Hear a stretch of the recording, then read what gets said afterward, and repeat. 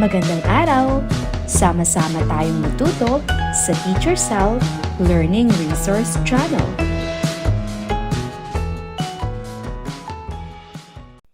Grade 2, Second Periodical Examination Reviewer, Filipino 2. Panuto, piliin ang tamang sagot.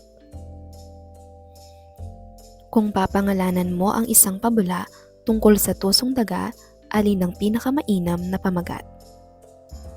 Ang daga at ang matigas na tinapay. B. Ang daga at ang pusa. C. Ang daga na marunong magplano. D. Ang daga at ang trampoline.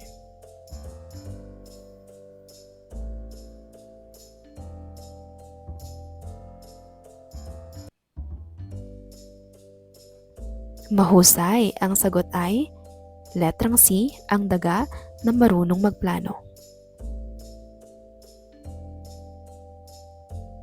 Paano ipinakita ng bida sa isang kwentong bayan ang pagiging mabuti?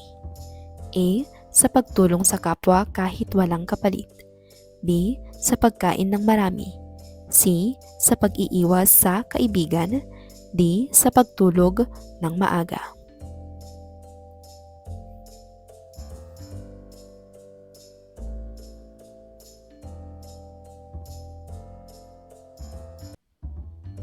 Mahusay. Ang sagot ay A. Sa pagtulong sa kapwa kahit walang kapalit.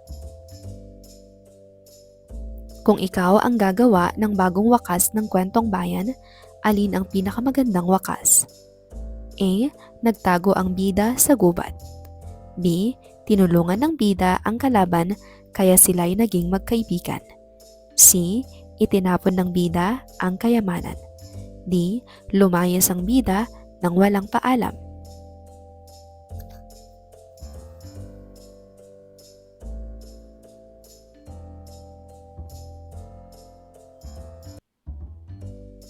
Mahusay, ang sagot ay B. Tinulungan ng bida ang kalaban kaya sila'y naging magkaibigan. Alin sa mga pangungusap ang nagpapakita ng magalang na pakiusap? A. Tumakbo ka agad. B. Pakiabot po ang lapis. C. Kumain ka na. D. Isara mo ang pinto.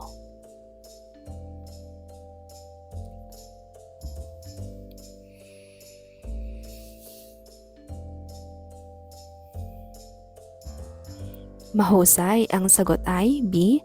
Pakiabot po ang lapis. Kapag may panauhin sa bahay, alin ang wastong pautos na pangungusap? A. Upo ka muna at kumain ka. B. Sana bumisita ulit sila. C. Kumain kaya sila? D. Ang saya ng bisita.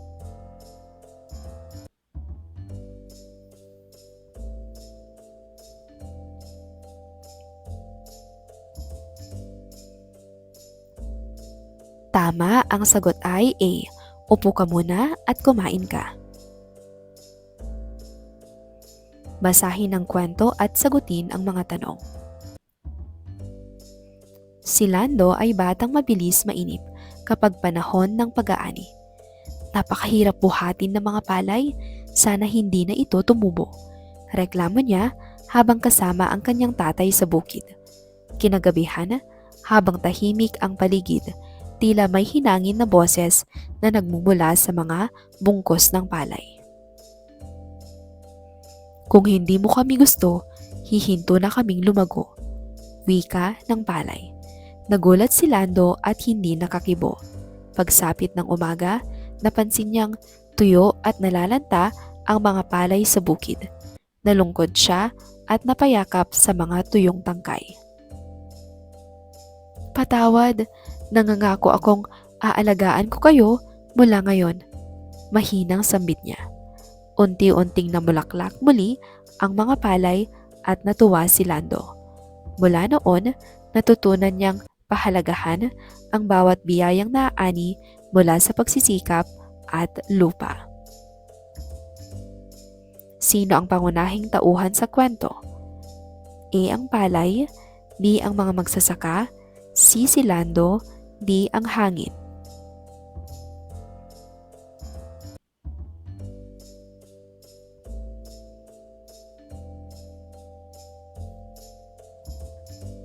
Mahusay, ang sagot ay si Lando. Bakit natuyo ang mga palay ayon sa kwento? A. Nagbakasyon si Lando. B. Nagalit ang mga palay dahil sa sinabi ni Lando. C. Umulan ng malakas. D. Nakalimutang diligan ni Lando.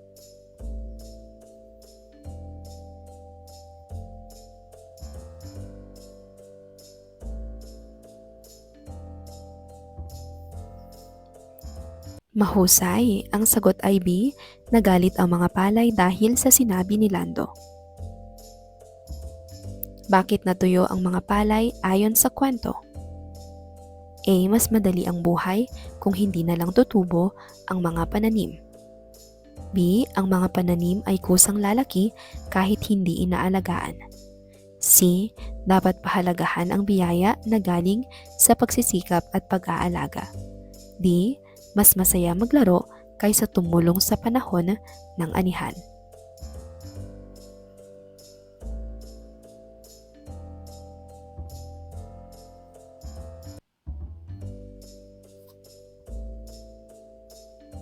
Mahusay, ang sagot ay C. Dapat pahalagahan ang biyaya na galing sa pagsisikap at pag-aalaga. Alin sa mga pangungusap ang nagsasaad ng aral ng kwento? A. Tinupad ng palay ang sinabi niya kaya nagpasalamat siya. B. Ang bigat ng ani. C. Kung ayaw mo sa amin, hindi na kami tutubo. D. Umiyak si Lando at nagdesisyong magtanim ulit.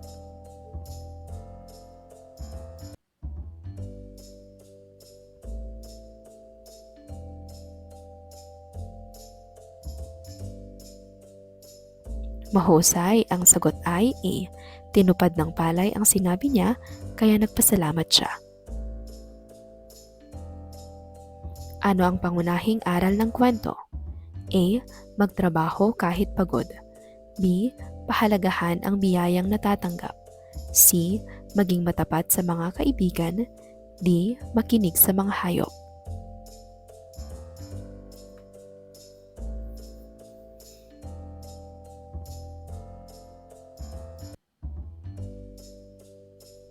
Mahusay, ang sagot ay B. Pahalagahan ang biyayang natatanggap.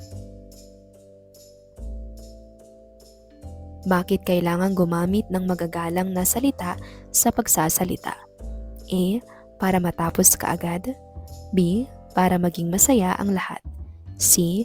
Para ipakita ang paggalang at kabutihang asal. D. Para matakot ang kausap.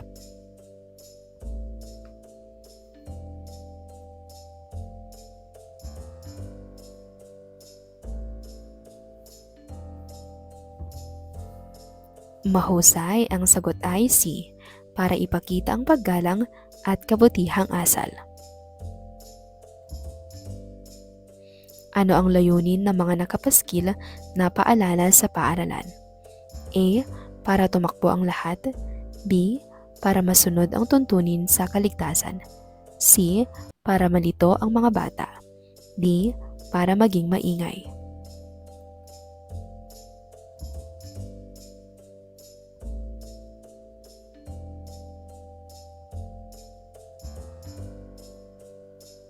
Mahusay, ang sagot ay B. Para masunod ang tuntunin sa kaligtasan. Bakit kailangan munang basahin ang panuto bago simulan ang gawain? A. Para makatulog muna. B. Para malaman ang tamang gagawin. C. Para makopya ang sagot. D. Para magmadali.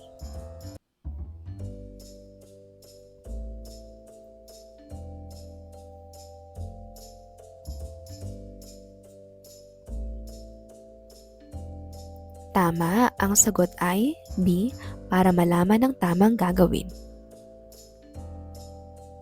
Ano ang halimbawa ng tamang pagsunod sa paalala? A. Itapon ang basura sa basurahan. B. Umalis ka agad kahit walang paalam. C. Maglaro sa loob ng klase. D. Tumawa ng malakas habang may talakayan.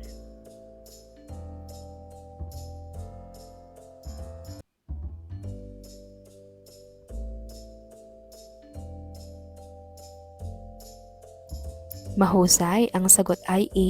Itapon ng basura sa basurahan. Kapag binaliwala ang paalalang bawal tumakbo, ano ang maaaring mangyari?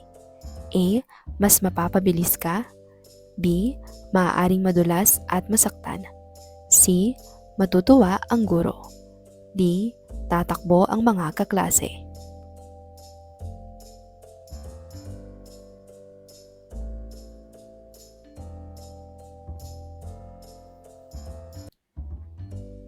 Mahusay, ang tamang sagot ay B. Maaaring madulas at masaktan. Kung gagawa ka ng bagong patakaran para sa kalinisan ng silid-aralan, alin ang pinakamabisa? A. Huwag magwalis kahit madumi. B. Maglaro ng bola sa loob ng klase. C. Maglinis bago umuwi upang laging maayos ang silid. D. Mag-uwi ng basura pagkatapos kumain.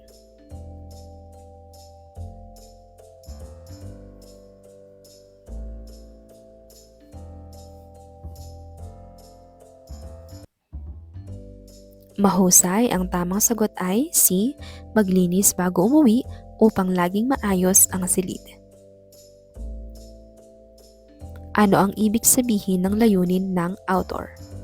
A. Ang gustong iparating sa mga mambabasa. B. Ang haba ng kanyang sinulat. C. Ang kulay na gusto niya. D. Ang pangalan ng may akda.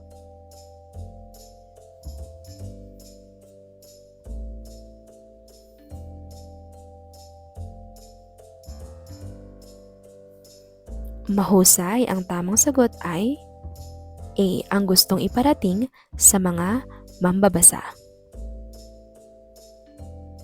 Kapag ang akda ay nagbibigay kaalaman, anong uri ito ng teksto? A. Alamat. B. Kwentong bayan. C. Tekstong impormatibo. D. Tula.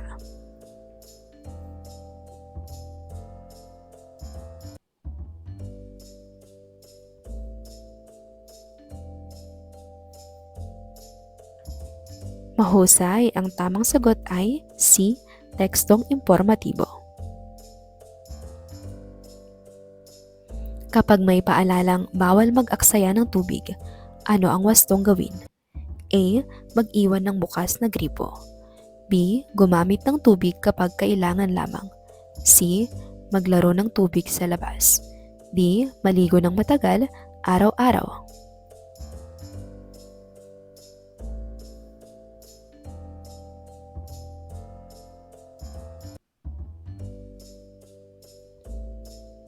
Mahusay, ang tamang sagot ay B. Gumamit ng tubig kapag kailangan lamang. Bakit mahalagang unawain ang layunin ng author sa impormatibong babasahin? A. Upang suriin ang impormasyon at maging responsable sa pagbabahagi nito. B. Upang gumawa ng sariling kwento. C. Upang sumulat ng tula. D. Upang sumikat ang author.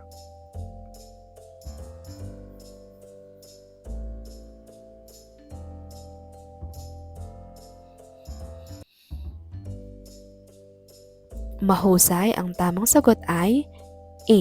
Upang suriin ang impormasyon at maging responsable sa pagbabahagi nito. Aling linya ng tula ang may magkatugmang tunog sa hulihan? A. Makulimlim ang langit, tahimik ang paligid. B. Ngiti ng umaga, simula ng saya. C. Bituin sa gabi, ilaw sa tabi. D. Tahimik ang bukid, walang naririnig.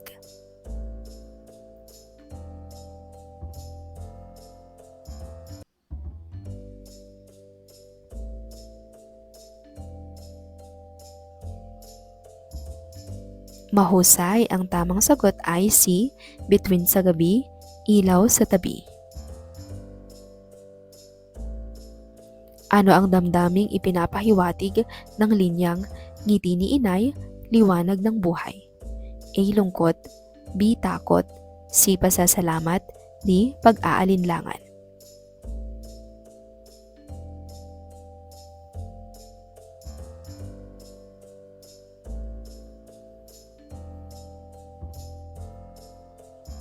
Mahusay, ang sagot ay C. Pasasalamat. Sa pabula, ano ang katangian na madalas iniuugnay sa pagong? A.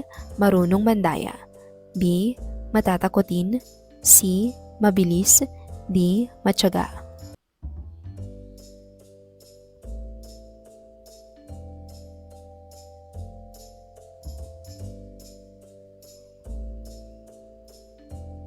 Mahusay, ang tamang sagot ay D.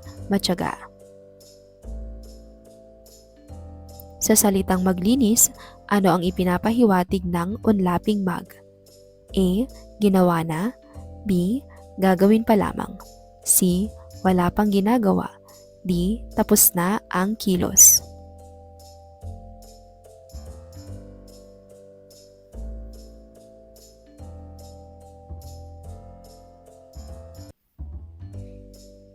Mahusay, ang sagot ay B. Gagawin pa lamang. Ano ang uri ng pangungusap na pakibuksan po ang bintana? A. Pasasalamat. B. Pasigaw. C. Pakiusap. D. Pautos.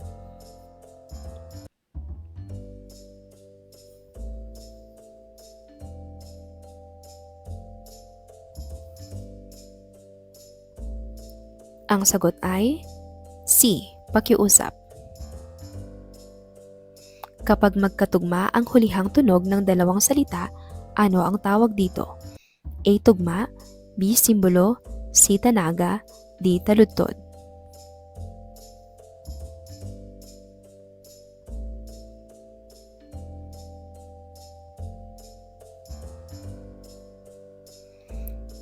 Ang tamang sagot ay A. Tugma.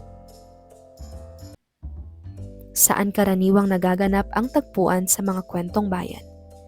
A. Sa lungsod lamang. B. Sa paaralan. C. Sa iba't ibang lugar tulad ng baryo o gubat. D. Sa ibang bansa.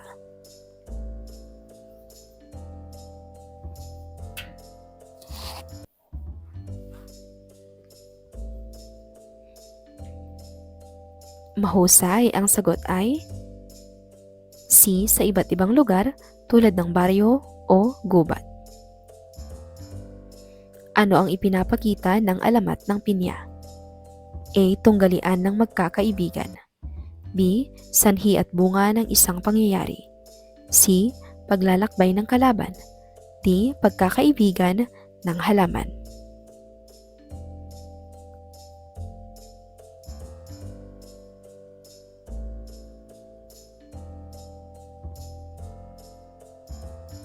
Mahusay, ang tamang sagot ay B. Sanhi at bunga ng isang pangyayari.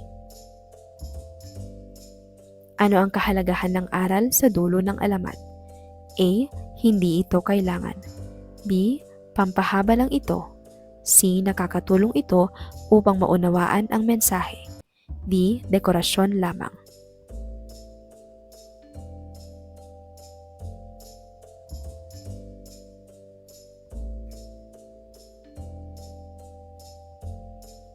Mahusay, ang tamang sagot ay C.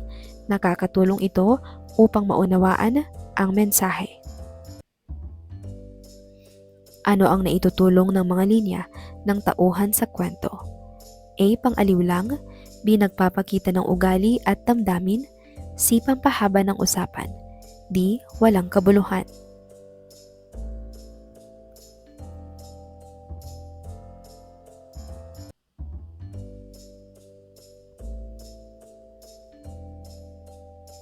Mahusay, ang sagot ay B.